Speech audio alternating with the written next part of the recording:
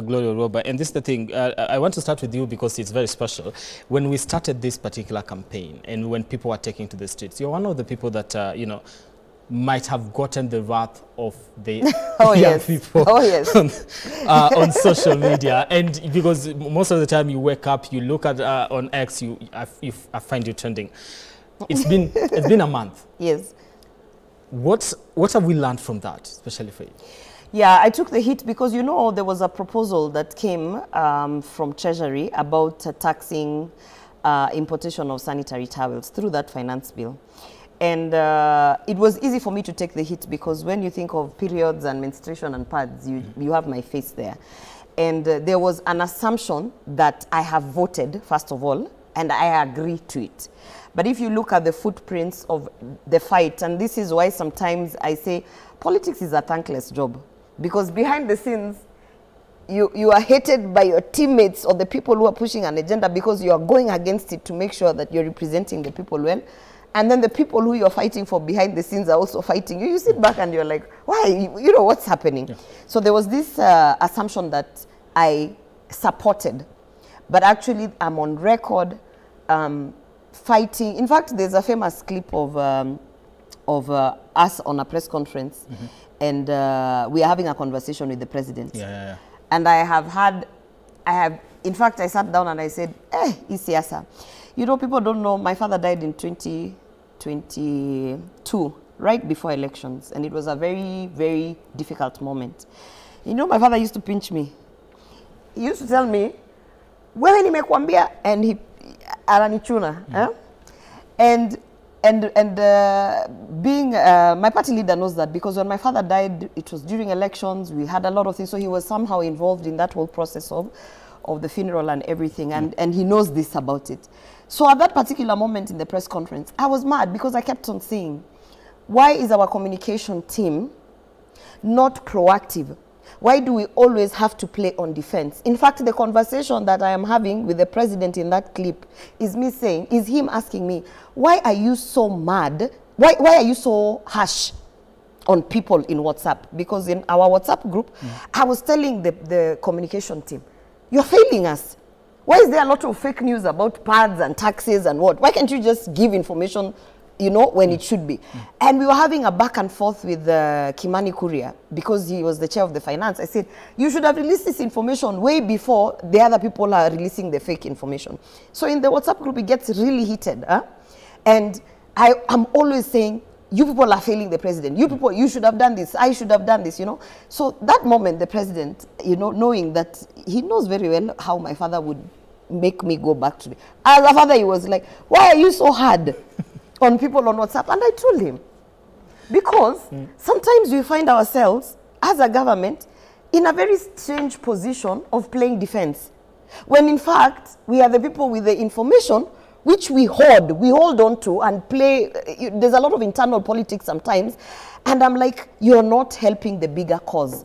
Because the moment the finance bill was out and some of the fake information was out, at that moment I was expecting the leaders, the chair of the committee, the communications team, when you're seeing the president doing a town hall and standing and asking questions and picking the people to answer, I find that, you know, it's a good thing, but I find it like, my goodness, your team has failed you to an extent that you have to leave State House and go and do town halls because your communication team is just sitting around and doing nothing, if you ask me.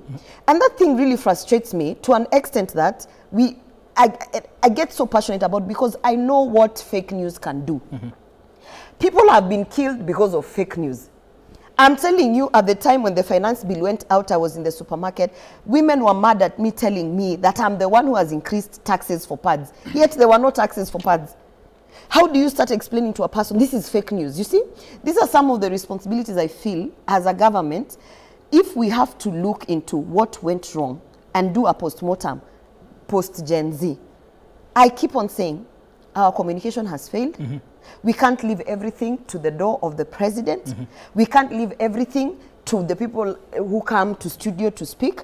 And I just feel like when we're even talking about this wasteful expenditure, I wish they would list here the communications team. Okay. Because it is a wasteful expenditure if they are not able to communicate the facts, if they are not able to set the record straight, because there are so many people who got stray bullets, literally, because of fake news. Okay, you are one of the people that got the stray bullet. And I learned my lessons by the, you know what I learned? Sometimes just shut up. Because you go to correct and say, there's no this, and you start looking arrogant, you start looking. So one of the things I can tell you, there's a moment I looked at my social media, I looked at the people who are coming to comment. Some are even just political enemies who are waiting for this opportunity to bring you down. I looked, I observed, and you know what I did? What? Nilinyamaza. I said, let me keep quiet. At the right time, and in the right spirit, and when it is the right opportunity to set the record straight, I will set it straight. Can you imagine all the work that I have done, not these 22 months that I have been in office, all the work that I have done regarding period poverty? Can you imagine that someone wanted to bring it down and reduce it to a moment where the president is trying to correct me as a father and say, stop this? Now it was suddenly, you are a traitor. You are a traitor because the president is trying to correct you in your action. In fact, I asked someone, at that moment, what was I supposed to do? You know, because even when my father is correcting me, God rest his soul in peace, as a father who is telling me, stop this, what am I supposed to do? Slap him back? Push him back? I looked at it and I said, the best thing you can learn from this whole thing, number one, if you know who you are and what you're dealing with, and truly the objectives of your mission, sometimes just shut up. Okay. Waziri Murkomen, I felt he could have just keep quiet. Why are you going to tell people that you have ties 900,000? You just shut up. Okay. You know, some people, what are you fighting back? When, as a parent, your child is mad because things are not working, so their anger is actually legitimate. You cannot start trying to advise them when they're throwing a tantrum. Okay. You shut up and you listen. That is the thing. Honorable Sesiona, let me come with you. Your child is mad. Right now we have a population that is very dissatisfied with what they are seeing, especially with the government. They started being dissatisfied with the Finance Bill 2024. It has come, come all the way to opulence in government, the kind of leadership that you're actually getting, issues to do with corruption. And right now, when they feel like we are making the right steps forward to some extent, when they see some of these nominations, when it comes to cabinet secretary, they're like, we demanded that we did not want this one. Why are you again appointing these particular people into the same offices that we said we didn't want to see them in? And also the statement by the head of state when he was actually in Bomet, talking about you people are, leaderless, you are rudderless, you are, a lot of things. And those are some of the things that, to some extent, you want to heal a nation. But when you look at that, are they doing justice to this particular journey when it comes to uniting the people? You know, we've got to draw a dichotomy between genuine grievances and political opportunism that comes in to disrupt the entire process. And that is the challenge we have with these entire Gen Z issues. Of course, it started with questions being raised about the finance bill, and I agree strongly with Senator Gloria Orwopa. Maybe the communication we made was very poor. And of course, our constitution now allows full public participation. And if you look at the progress of our democracy, Kenyan people have become more aggressive in public participation on issues. But then the finance bill, I don't think was adequately defended. It was not adequately communicated. It is a revenue raising measure. And in any economy, and look at jurisdiction like the US, the citizens are very proud to do what? To pay the taxes. And we are talking about enhancing our revenue from 2.4 trillion of last year to maybe around 2.8 and eventually get to 5 trillion so that then we finance our budget. So our budget must balance. And that is a genuine strategy from the financial planners of this country. Why do you feel people were acted by this, by the measures that were put in place in order to raise taxes to finance a budget? Why were people not, buying into that? Yes, the issue here that was not properly communicated is what the fund is going to deliver. And the concerns of Kenyans were upside down, and that is why the finance bill was crucified. And when you destroy the finance bill, then you sabotage the delivery of the budget program. So really, it's an absolute political strategy. But then, what the Gen Zs were concerned about was very simple. Deal with corruption. If you deal with corruption, you'll reduce wastage.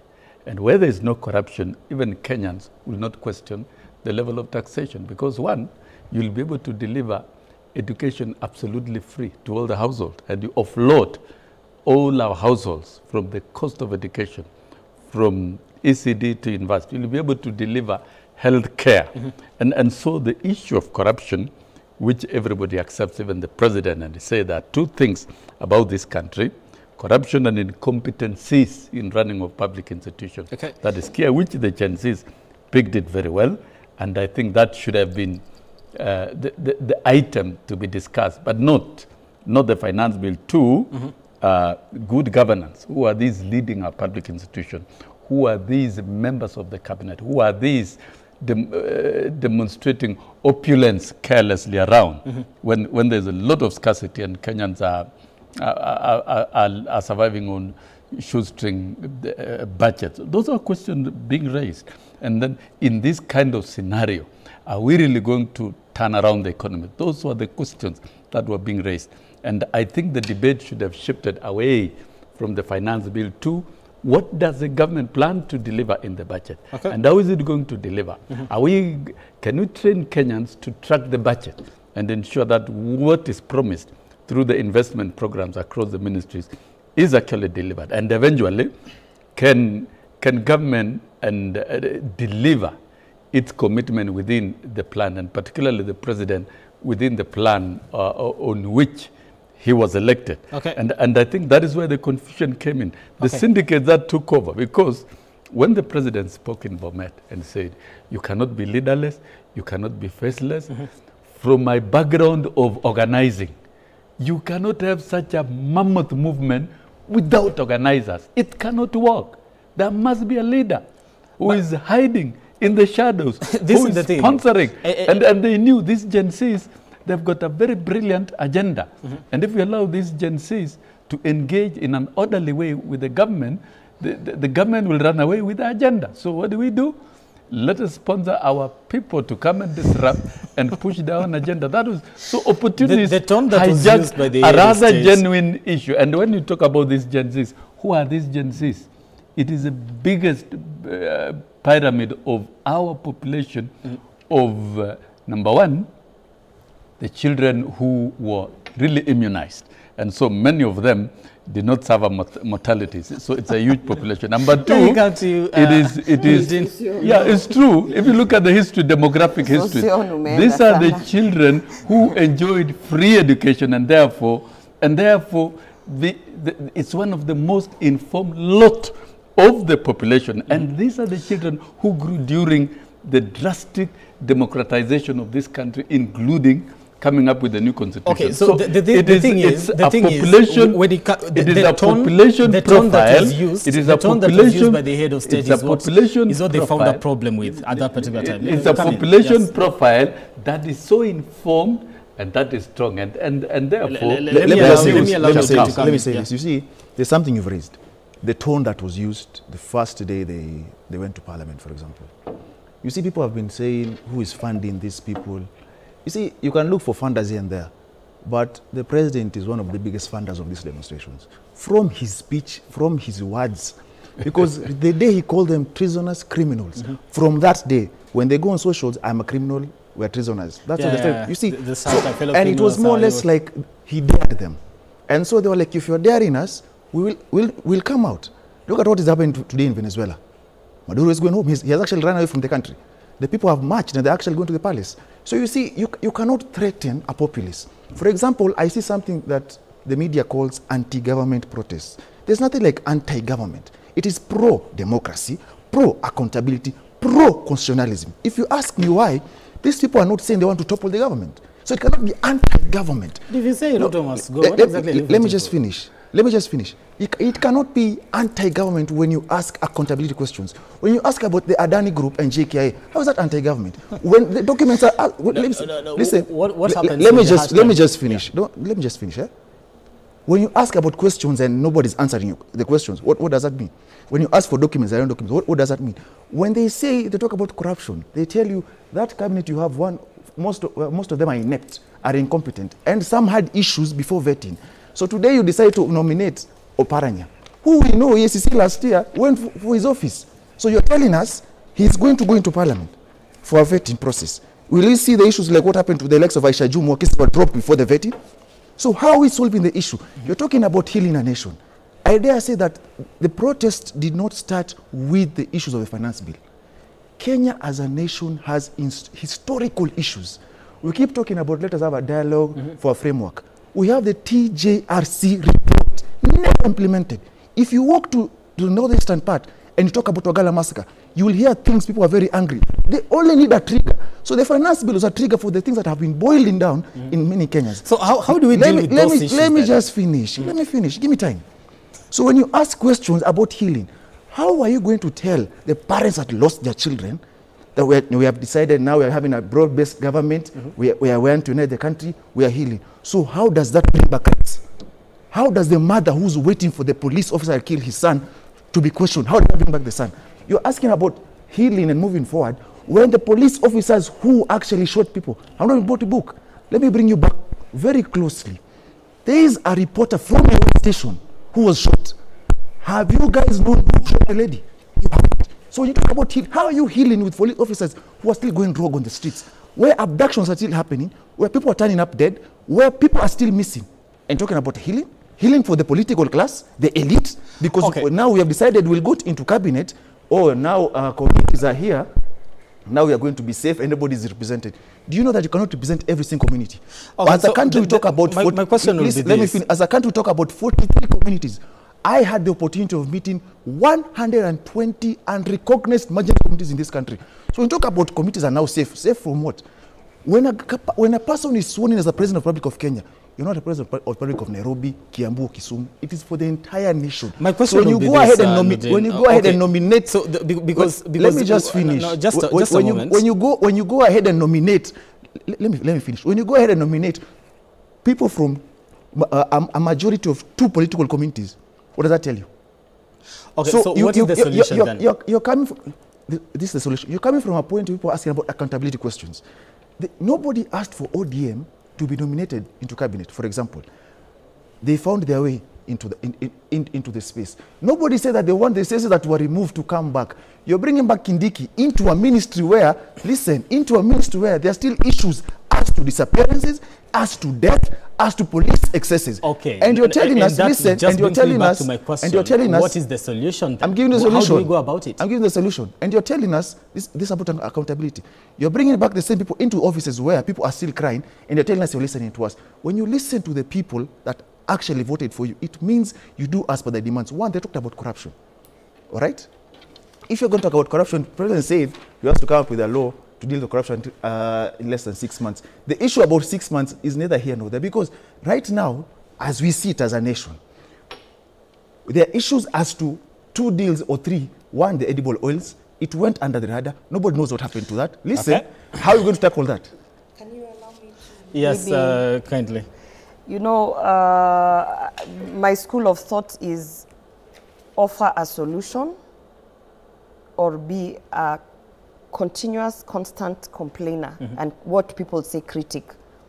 And you can be a critic, it helps, but someone has to offer a solution, right?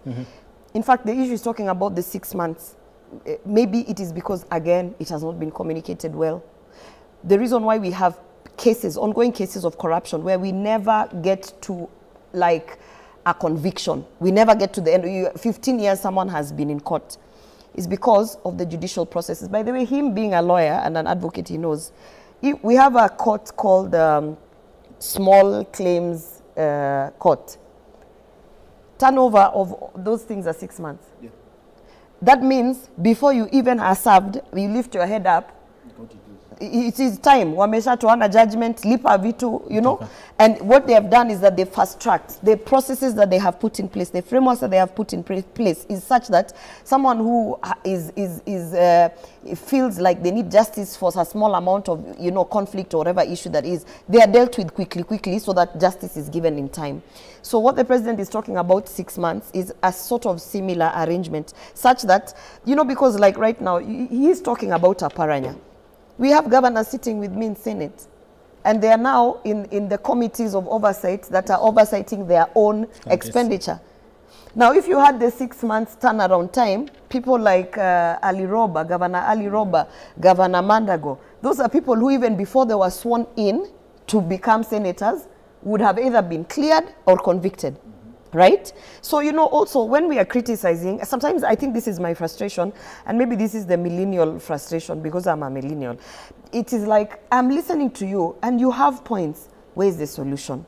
And my solution here, not my solution, the solution that I'm hearing being offered in terms of corruption is these processes, because they say the law is an ass, and you know that. People find legal loopholes, they find ways to extend, mara the file imepotea. By the time you've been in a hearing process for 3 years, by the time they're even going to execute the actual issue, even the paperwork and the demands that were being put on a county government, for instance, cannot even be traced. Okay. So those are some of the issues that are there in terms of dealing with corruption.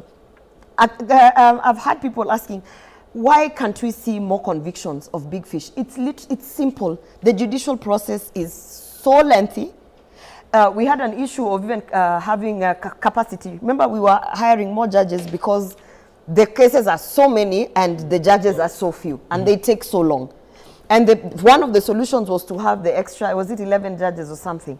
That, of course, didn't come through because the finance bill, again, didn't come through, so there's no money to pay them. But here's my thing.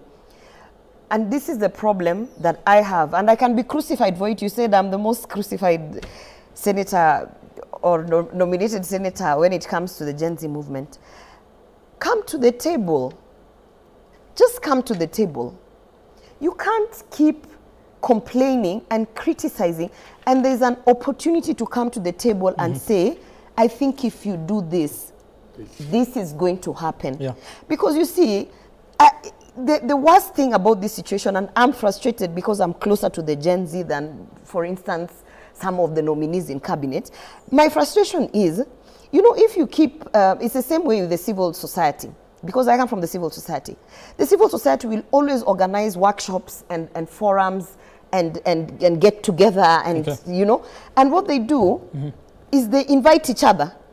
So I'm a human rights activist, I invite another human rights activist, and in the room is full of human rights activists. You're preaching to the choir. Okay. These are people who already are on the same page with you. What you need to do is preach to the people who have not been saved into this your movement. Okay. So what I'm saying is, I feel frustrated when I see repeatedly Gen Z saying, we are not coming to the table, we don't want to negotiate, we don't want to, because the worst thing about that is that at the end of the day, when you don't come to the table, opportunists come to the table, and they're not going to execute your agenda. They will not. They will not. That is why you're complaining Oparanya is in cabinet. They will not execute your agenda. Okay. So at the end of the day, if you want to be, and this is that thing of young people saying, I don't do politics, yeah?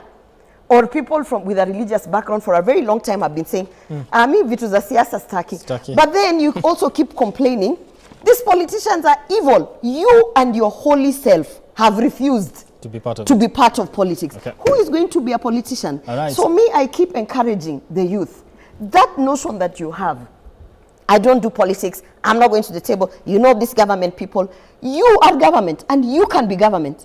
And by the way, I promise you, and I say this, and I know it will not sit well with my party leader, I hope he does not pinch me again, but I'm telling you, if Gen Z had not even structured, just whatever, Amorphous kind of leadership, and you know, even these people that you're seeing back and forth, Boniface Mwangi, Hanifa, blah, blah, blah, they took that opportunity and came to the table. Do you think Murkomen would be the Minister of Youth? Okay, now do you think he would be the nominee? We'll be coming back to that. No, I'm just, it's a question I want to ask Kenyans. Had you taken an opportunity that has been given to you, considering all the lives that have been lost, and may their souls rest in peace, considering all the struggle that has been seen in the movement, so that Joho can be nominated?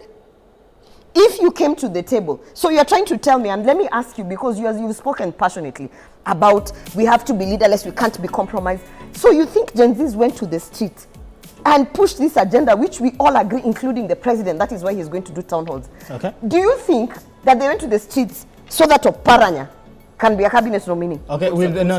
Yeah, but then when an opportunity is given for a government of a broad-based government of national, and the people who showcase themselves are here. Okay. You know, I'm always told, just let me finish, I'm always told by one of my Kisii mentors, we are not going to manufacture leaders. The leaders that you see on the table are the leaders that are there. So at one point, when you have to make a decision and you're looking for leaders, you will look around, utasema huyu ni kinyangarika, huyu ni nini, but these are the people, Gloria, so I want to take a break. Please, I want to take a break. Because you are advising Gen Z, and I am also speaking to them. You stop wasting the opportunities that God, because it is God who is giving these opportunities that are here, there. Stop wasting them so that people like Oparanya can come and take up this. All right, I want to take a break. When I come back, I'll be giving you an opportunity to respond to what she said, and also just trying to look at what next when it comes to now finding a solution to some of the issues that have been raised and, healing the nation, just like we put it earlier on. We take a break, we'll be back in a few.